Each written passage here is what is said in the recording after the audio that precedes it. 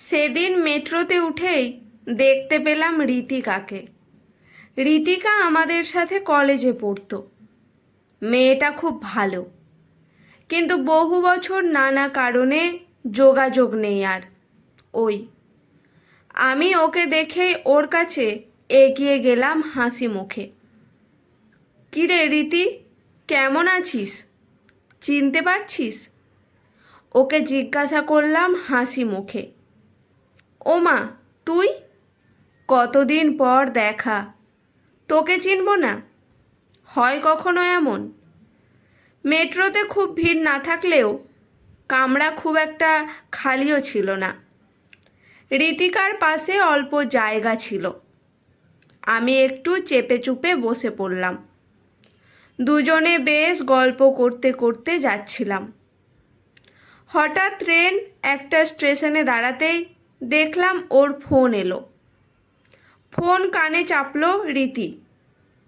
ওর কথাগুলো আমার কানে আসছিল, কিন্তু উল্টো দিকের ব্যক্তি কি বলছেন সেটা খুব স্বাভাবিকভাবেই শুনতে পাচ্ছিলাম না।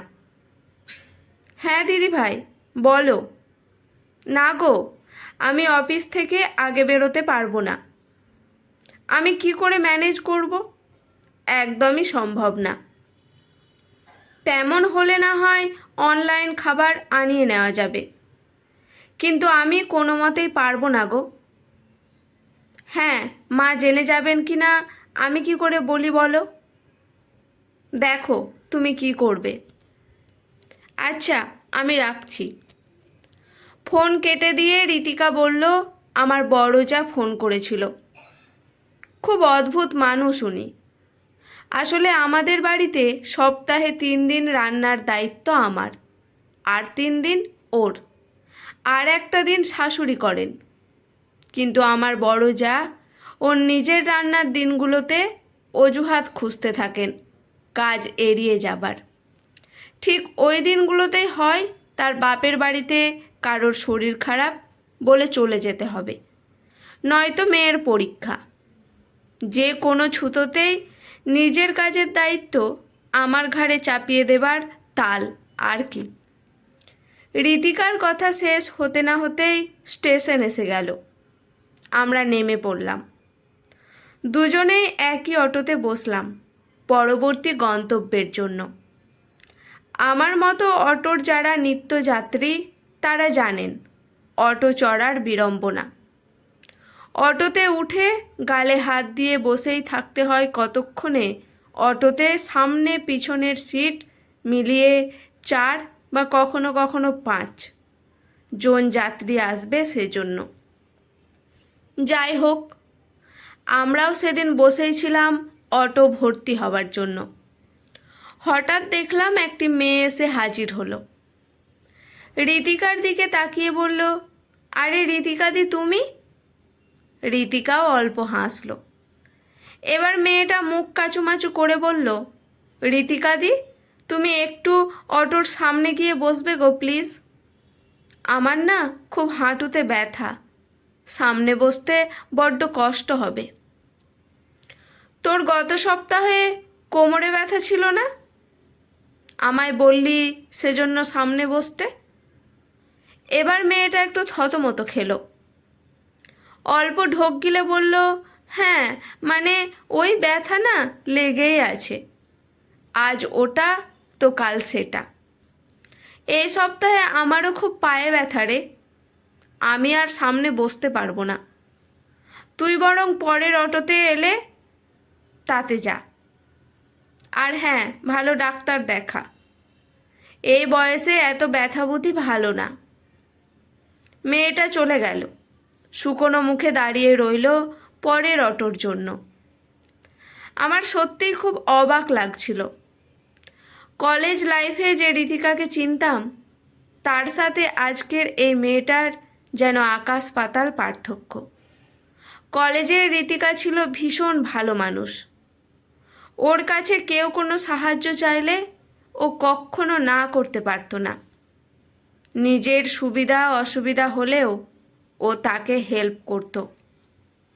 মনে আছে, অনেক ওর আড়ালে এর জন্য ওকে নিয়ে ঠাট্টাও করত। ক্লাসের বদমাশগুলো ওর নাম দিয়েছিল হাঁদা ঋতিকা। একবার ওকে জিজ্ঞাসা করেছিলাম, ঋতিকা, নিজের অসুবিধার কথা চিন্তা না করেও কেন তুই অন্যদের সাহায্য করিস? তারা বললেই ও বলেছিল, না রে, আমি কাউকে ফেরাতে পারি না। আমি ভাবি কাউকে না বললে তো তার খারাপ লাগবে, সে আমার প্রতি রাগ করবে, আর আমি চাই না কারোর খারাপ ফিলিংস এর কারণ হতে। মনে পড়ে যাচ্ছিল আমার পুরনো কথাগুলো, অথচ আজকের ঋতিকা কত আলাদা। নিজের যাকে রান্নার ব্যাপারে সাহায্য করতে এক কথায় না করে দিল, আবার ওই পরিচিত এই কম বয়সী মেয়েকেও ভাগিয়ে দিল।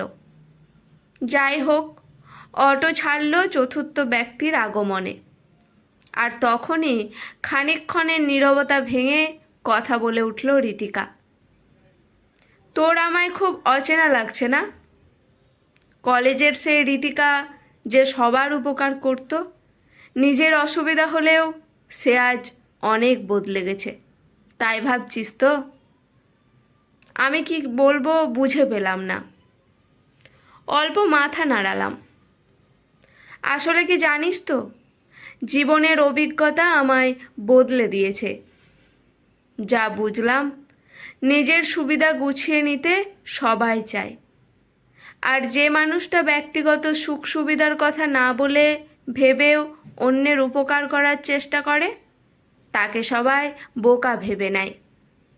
তার থেকে সুবিধা আদায় করাটাই সকলে নিজের অভ্যাসে পরিণত করে ফেলে, আর কখনো যদি সে সুবিধা দিতে না পারে, তবে সে বাকিদের কাছে হয়ে ওঠে ভিলেন।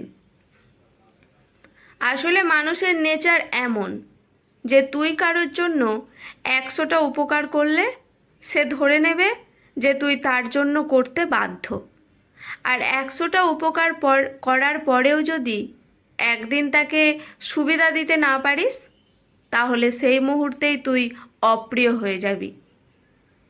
তোর এতদিনের ওই 100টা উপকার সে 1 সেকেন্ডে ভুলে যাবে, কারণ উপকার পাওয়াটা যে তার অভ্যাসে ঢুকে গেছে।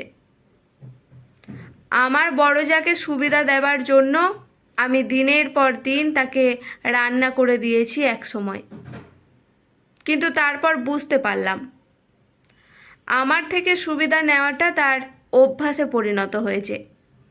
সে ধরেই নিয়েছে আমি তার কাজ করে দিতে বাধ্য, তাই কখনো আমার কাজ থাকলে আমি রান্না করতে না পারলে সে মেজাজ দেখাচ্ছে। আসলে কি বলতো, ওভাবে সবার মন জুগিয়ে চলা যায় না, চলার দরকারও নেই, সেটা বুঝেছি। কাউকে ততটাই হেল্প করতে হয় যতটা তার একান্তই দরকার। প্রয়োজনের অতিরিক্ত কাউকে সুবিধা দেওয়াটা বোকামি, তাতে তোমাকেই সবাই বোকা ভেবে নেবে, সস্তা ভেবে নেবে। আমার পাড়ার ওই পরিচিত মেয়েটাকে 2 দিন পিছনের সিট ছেড়ে দিয়েছিলাম, কিন্তু আজ বুঝতে পারলাম ও ধরেই নিয়েছে আমি প্রতিবারই এমনটা করব, তাই ওর ভুলটা ভাঙিয়ে দিলাম। জানি ওর খারাপ লাগলো, আমায় খারাপও ভাবলো, কিন্তু তাতে কিছু করার নেই। কারোর অন্যায্য দাবি মেনে তার কাছে আমি ভালো হতেও চাই না, কারণ আমি বুঝে গেছি ওভাবে সকলের চোখে ভালো হওয়া কখনোই যায় না, বরং অন্যরা বোকা ঠাউরে নেয়। আমি চুপ করে ঋতিকার কথাগুলো শুনছিলাম, নতুন করে যেন অনেক কিছু বুঝলাম।